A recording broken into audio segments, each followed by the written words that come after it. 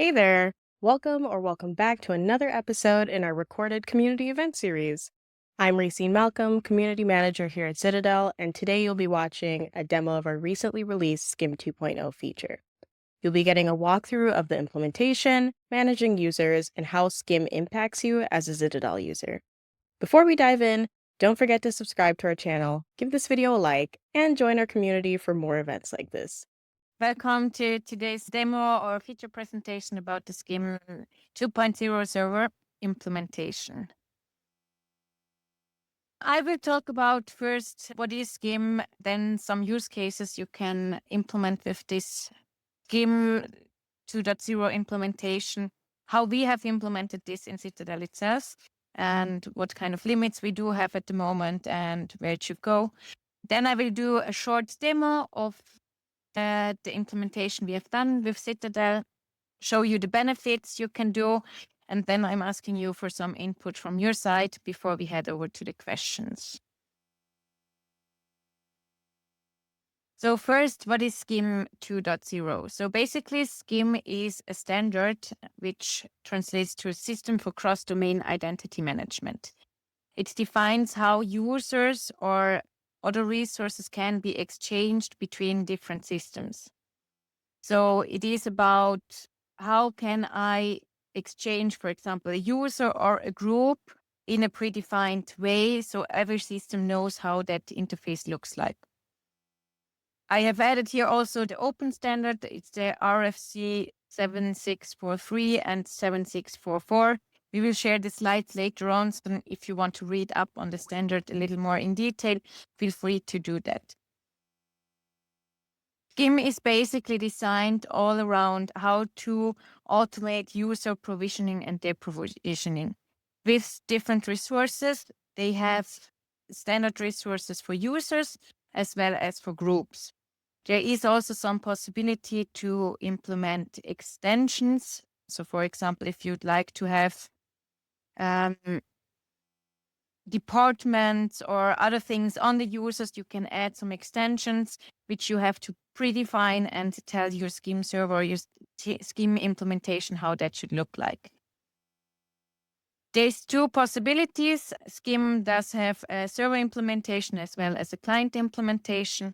As for now, in Zitadel, we have only implemented the SCIM server part, which means if you want to create a user from your third-party application, let's say you have an Entra ID or an Azure ID, and you want to send a user towards Zitadel, it goes towards our server implementation.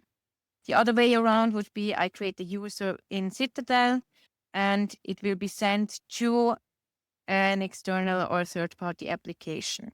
So this would be when Zitadel has a client implementation of the SCIM standard. Use cases we have currently, or there are currently for SCIM implementations is, as I already mentioned, you can do automated user provisioning and deprovisioning, which means you create users, you want to send them to another system, or you also delete the user in your system and you want to send that back. Also, user lifecycle management. So whenever you update an attribute on your user, for example, a password or first name, last name, the user will be sent to the other client or the other server implementation and make sure that all your users across all resources are in line. Also, it gives you some enhanced security, basically because you don't have any dead user accounts or user somewhere in your systems, because you can have a look that all systems are in sync and you don't allow users to authenticate still in Zitadel while it has already been deleted in your Azure ID. The last use case is for group management. I will say something about this also later in our current implementation. In Zitadel, we do not have yet some group management, or we generally don't have groups. That's why we have this not implemented at the moment. But for future use cases, this would also allow you to have groups, for example, in your Entra ID and manage them also through the SCIM standard.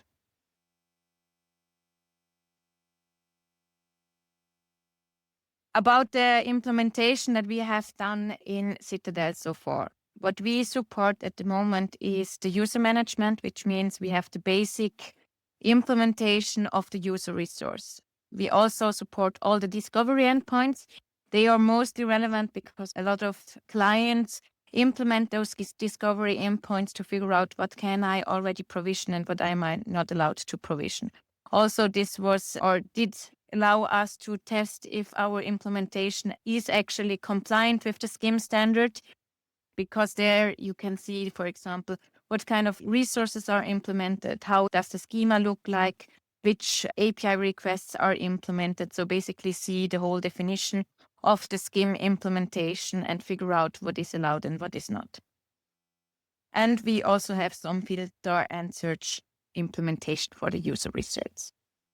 To the limitations, at the moment, we only have focused on users so far. We did exclude group management on purpose because at the moment we don't have group management in Zitadel itself. There would be possibilities to somehow implement it to maybe add authorizations on the side of Zitadel based on groups, but we excluded this for the moment. We have on the roadmap for later this year also to add groups into Zitadel.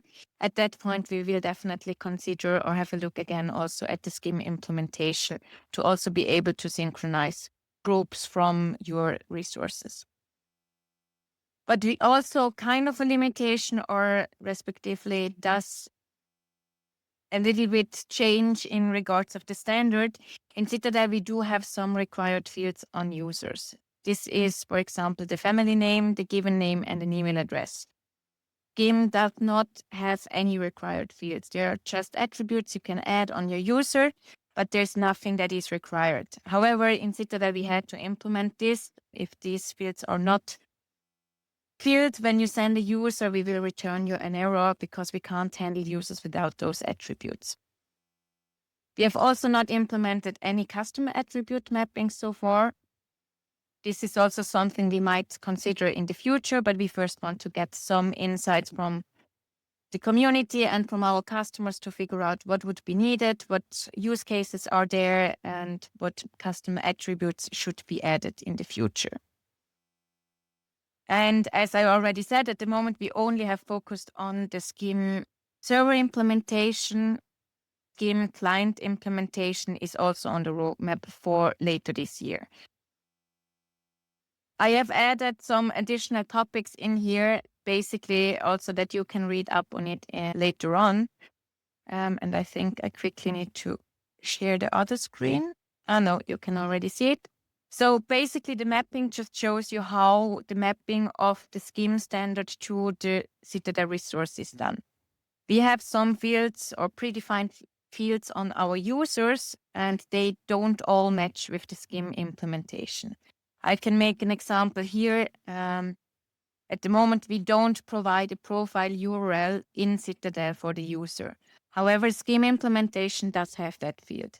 What we did with all fields, we don't have predefined in Zitadel. We just map them to the metadata of the user with a prefix, so you can also find them on the user.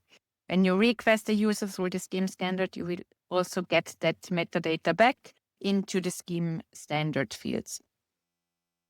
There is one thing maybe worth to mention here. SCIM does have a list of emails, but Zitadel does only have one email address, or we are only able to store one email address.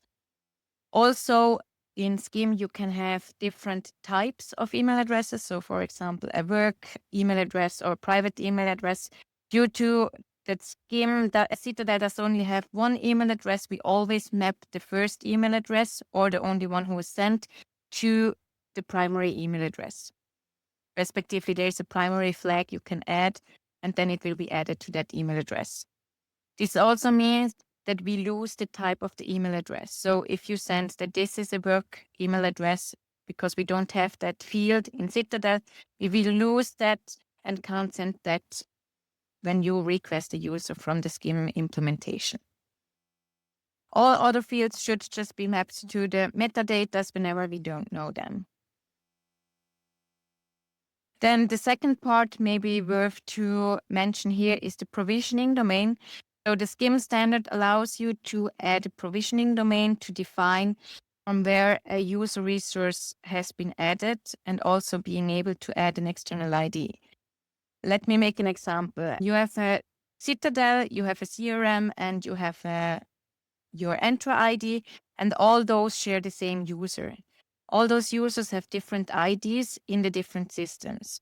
So when you first add a user from Entra ID to Citadel, the external ID, as we can see in the mapping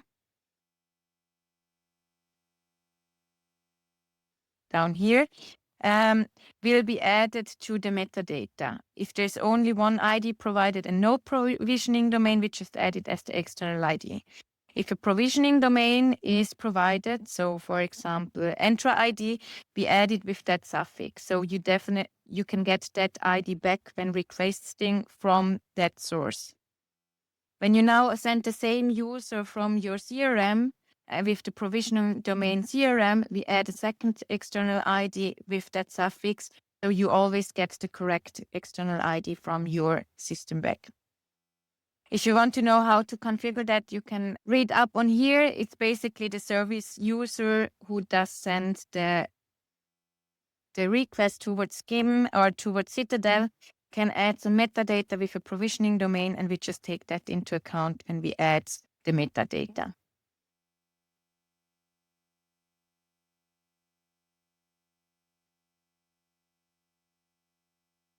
Can you still see my screen? Yeah. Okay. Benefits of the SCIM implementation is that you have enhanced security. You also have some increased efficiency. Because you can align all the users between all the systems. You don't have to add them everywhere manually and reduce some manual effort you have to put into your system. Improves compliance because you have all users aligned in all the different systems, or also when they are deleted in one system, you can delete them in all the others to make sure that you don't have any data laying around that should not be available anymore. This allows you for seamless integration and better connect all your different accounts and systems, and definitely also allows you for simplified user management because you don't have to handle everything manually.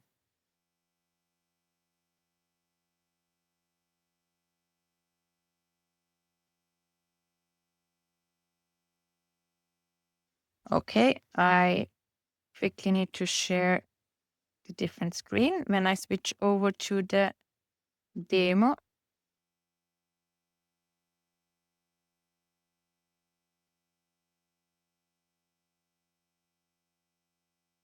okay. To better show how the implementation works, I have here my Insomnia client, which is a REST client, and I have already defined all the different endpoints or requests that we can make. And I will show you how that translates into Citadel, respectively, how the user will show up in Citadel afterwards. Maybe to first show you all the different discovery endpoints. Basically, it just tells you how the schema looks like, what the resource type is. It tells you what kind of functions are supported. So for example, bulk is supported, patch is supported, filter is supported. So basically you can see how the resources are implemented, respectively how the SCIM server implementation is done on our side. You have also the possibility to get a list of all the schemas we have implemented and how it is implemented. So in this case, it tells you we have implemented a user schema and lists all the attributes that are included and that will be mapped. Everything that is not listed in here can't be mapped. So for example, if you just send a custom attribute or an attribute like a department or something like that that you have on your Entra ID, we just ignore it and don't store it on the user. I have already prepared here a create user request for a new user. Once I send that towards my SCIM API, which is basically my own Zitadel instance, and then the organization ID where the user should belong. As Zitadel is multi-tenancy optimized, you always need to define with the URL where the user should be added. SCIM does give some input on how multi-tenancy should be implemented or different options. We have decided to always have it in the URL just for simplicity, so you don't have to send an extra header or input on the request itself. Now I can see, once I have sent that request, that my user is now listed in this SCIM organization. I can see that all the fields are mapped directly. I have the contact information. Maybe here good to know is also that SCIM doesn't know verified or non-verified email addresses as well as phone numbers.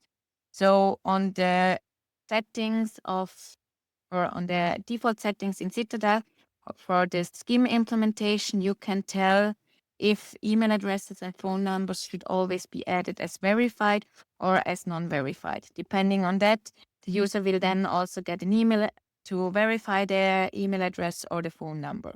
In our use case here, we just assume that you have probably already verified the email address or you have added it manually and you make sure that it is verified. So we just add it as verified email address on the user. This is the basic information we are able to map on the user easily. Now I switch over to the metadata where you can see all the SCIM attributes that we have added. So for example, we have just mapped all the address input we got into the addresses with the suffix for SCIM. So in case you would already have an attribute called addresses, that we don't override something, and then we just map every other attribute that we can't put to a predefined field. Then there's two different update options. One is the put and one is the patch. I will show you quickly both different options. So put basically means I send the whole object. I have already updated some of the information in here. I just need my user ID.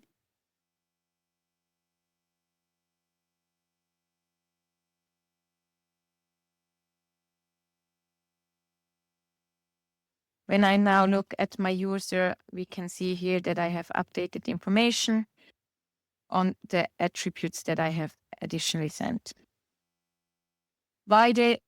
We've decided also to implement the patch already, which gives you the possibility to update each attribute itself, or for example, also to deactivate a user by just sending a replace operation where you say active should be set to false. Is that we know that Entra ID is probably one of the most common use cases to add SCIM implementation towards Zitadel, and they only have implemented the patch in no put option. So that's why we've also implemented that. I can make here an example with a password update. You send an operation replace the paths which should be replaced. That's the password and the new value you want to send. Oh, I need to also update the.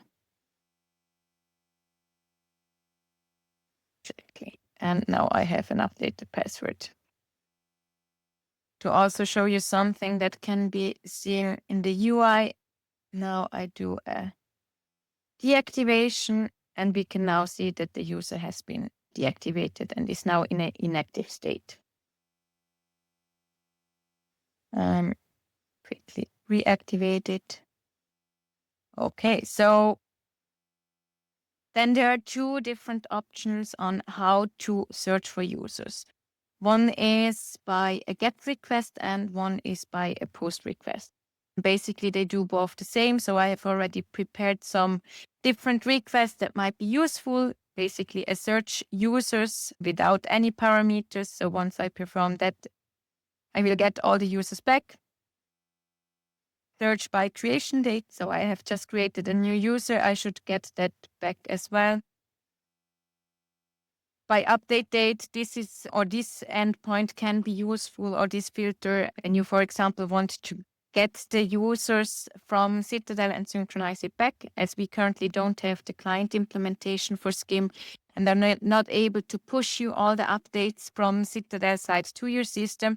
You could, for example, implement a trigger that makes a call towards Zitadel's search endpoint with give me all the users that have been updated 1 hour ago, and you just synchronize all the details that have been changed every hour to get the updated resources on your site as well. The same request basically as a post operation. So when we look how that looks like, you just send the filter within the body. You say meta created, should be this date, how many users you want to get back, and you can also perform that search request. Now, as the last query to show, because afterwards my user will be gone, we also have the delete request. And I don't have any user left in here.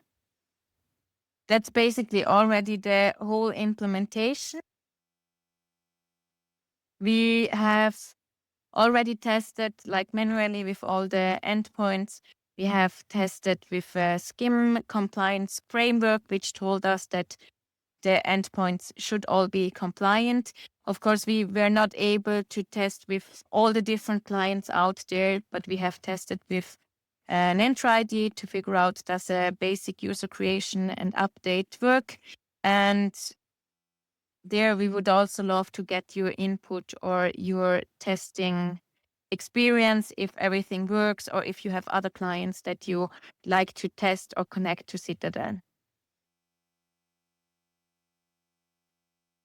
Before we head over to the questions that I want to answer from your side, I would also love to get your input. I have added here quick Google Forms, which would just collect some input from your side. Basically, what we are interested in is what are you looking for in regards to features from Zitadel side? Is it the SCIM server implementation that we now have already implemented, or are you interested in the client implementation?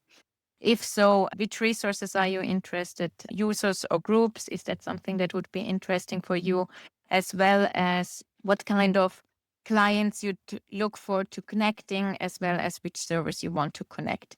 This will definitely help us, or your insights will definitely help us improve the SCIM feature further.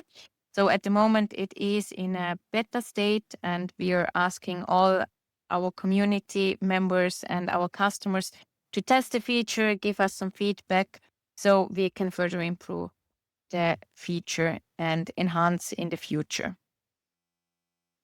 Thank you so much for watching our SCIM 2.0 demo. I hope you found it insightful. We'd love to hear your thoughts in the comments. And if you're interested in joining our community to participate in more events like this coming up, check out our bio below for more info on how to join, attend future events, and connect with others. Until next time.